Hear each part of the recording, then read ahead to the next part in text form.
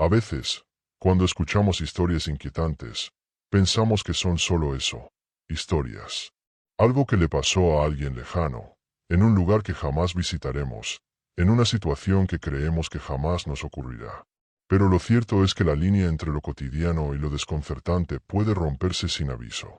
Y es justamente ahí donde nacen las historias más perturbadoras. Hoy quiero compartir contigo 3 relatos reales que, aunque parecen sacados de una película, ocurrieron de verdad. Y lo más inquietante es que cualquiera podría verse envuelto en algo así sin darse cuenta. La verdad de estas historias es que ninguna persona está completamente a salvo del azar, de las decisiones impulsivas o de la presencia equivocada en el momento menos oportuno. Casi todos tenemos un recuerdo de juventud en el que hicimos algo que hoy vemos como una imprudencia. A veces es una travesura, un sitio al que nunca debimos entrar, un juego que se nos fue de las manos o una noche en la que subestimamos al miedo. Y aunque la mayoría de esas vivencias acaban en risas y anécdotas, otras dejan una marca mucho más duradera.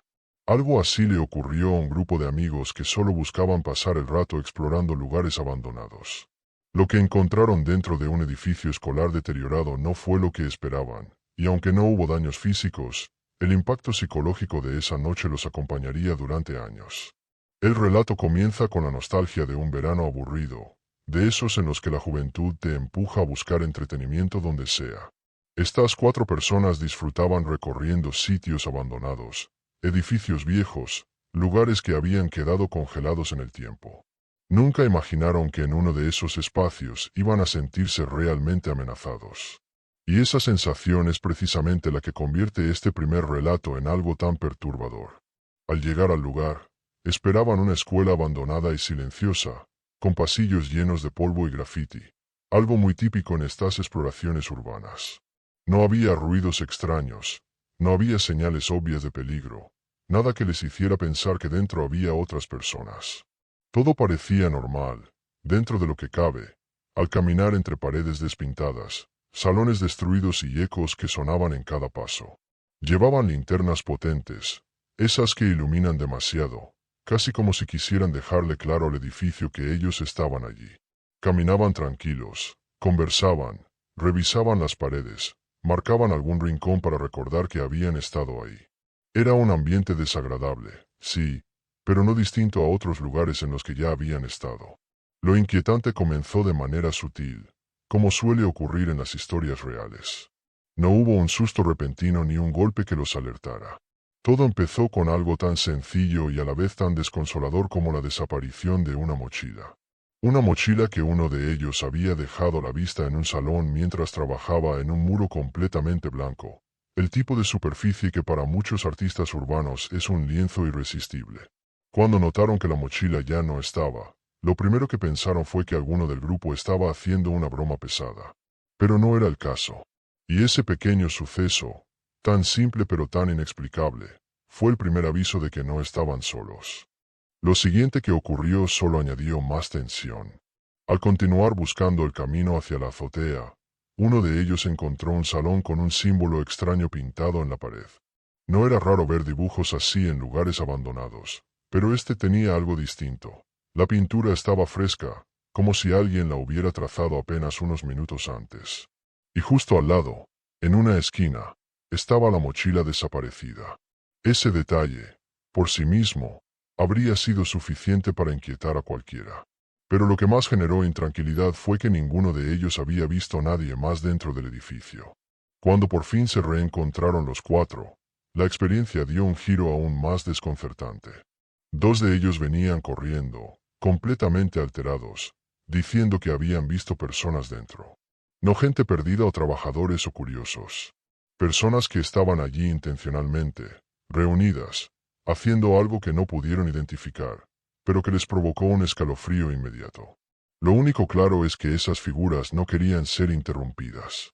Y lo que sucedió después confirmó esa sospecha: pasos acelerados, voces alzándose desde los pasillos, sombras moviéndose con rapidez, amenazas dichas desde la oscuridad.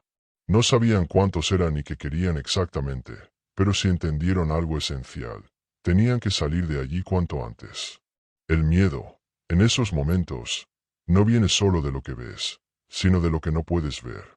de escuchar pasos detrás de ti sin saber cuántas personas vienen o qué tan cerca están, de oír voces que repiten frases que nadie sensato diría en un lugar así. Y lo más angustiante de esta historia no fue el momento de correr, sino el pensar que aquellos desconocidos tenían calculado cada movimiento, como si hubieran estado observando al grupo desde el principio, como si los hubieran estado guiando hacia zonas del edificio donde era más difícil encontrar una salida.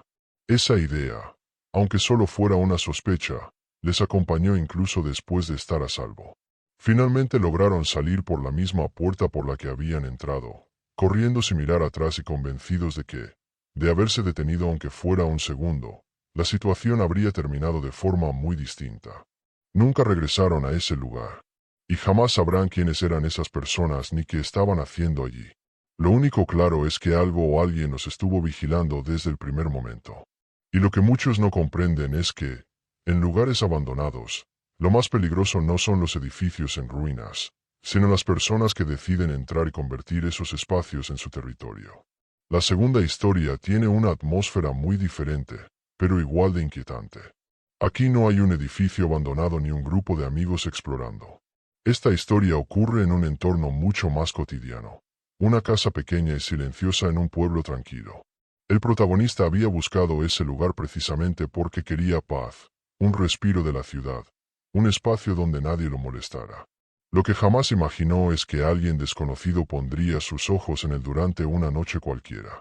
Después de un día agotador, lo único que quería era descansar y comer algo rápido. El sonido del timbre llegó antes de lo esperado, pero él no sospechó de inmediato. Cuando se asomó por la mirilla, vio a un hombre sin nada en las manos. Ni comida, ni bolsas, ni uniforme. Nada que indicara que realmente era un repartidor. Aún así, por cansancio o costumbre, abrió la puerta parcialmente, solo para descubrir que el extraño tenía una excusa improvisada sobre revisar el pedido. Fue esa pausa, ese pequeño instante en el que su intuición despertó, el que le salvó la vida.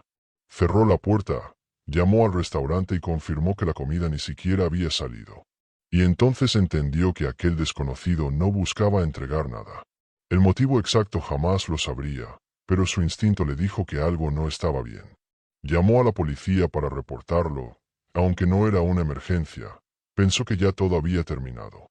Pero no. Esa sensación falsa de seguridad siempre es la antesala de algo peor. 2 horas más tarde, cuando ya estaba relajado viendo televisión, escuchó un ruido en la parte trasera de la casa. Algo leve, casi imperceptible, como una herramienta frotándose contra el marco de una puerta. Cuando vio la manija moverse, la realidad lo golpeó con fuerza. No estaba imaginando nada. Alguien estaba tratando de entrar. Alguien que había regresado. Esa noche fue una mezcla de tensión y silencio. Encerrarse en su habitación mientras esperaba a la policía fue quizá lo más angustiante que vivió en esa casa. Los agentes no encontraron al intruso, pero sí encontraron señales claras de que alguien había intentado forzar la entrada. Después de ese incidente, pasó noches enteras sin dormir del todo. Y aunque trató de convencer a su mente de que el desconocido no volvería, la incertidumbre seguía allí, creciendo como una sombra en cada rincón. Días después, cuando ya pensaba que todo estaba volviendo a la normalidad, los policías regresaron. Esta vez no era por él, sino por un incidente ocurrido en la zona. Traían consigo una foto en un teléfono móvil y le preguntaron si reconocía al hombre detenido. Era el mismo desconocido, el mismo que había intentado entrar en su casa. Había intentado hacer lo mismo en otra vivienda cercana. Y aunque la policía no le dio muchos detalles, lo esencial fue suficiente para que él decidiera mudarse. No por miedo a que el hombre regresara, sino porque la tranquilidad que había buscado en ese lugar ya no existía. Y aunque no hubo daños físicos, la sensación de haber sido observado y seguido en un sitio tan aislado fue suficiente para romper cualquier sensación de seguridad. Dicen que, cuando una historia se cuenta demasiadas veces, termina perdiendo su esencia. Pero esta no. Esta historia no se diluye, no se transforma, no se suaviza. Al contrario, cada vez que alguien la repite, parece hacerse más pesada, más incómoda. Tal vez porque, en el fondo, todos sentimos que podría haberle pasado a cualquiera de nosotros. Y esa sensación no se va, aunque intentes ignorarla. Por eso, Hoy quiero contarte la verdad de esta historia, sin adornos innecesarios, sin exageraciones, solo lo que realmente ocurrió, o al menos lo que quienes estuvieron allí aseguran que pasó. Imagina que estás en un lugar familiar. Tu casa, tu cuarto, un pasillo que has recorrido miles de veces sin pensarlo.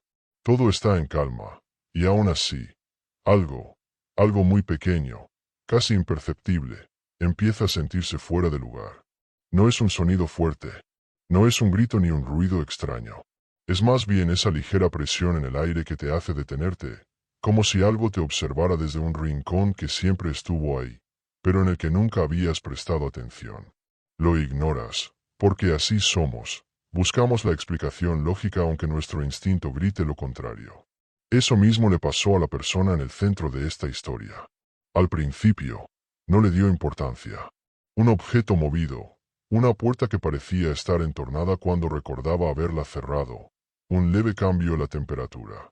Nada alarmante, nada que hiciera pensar que había un problema real.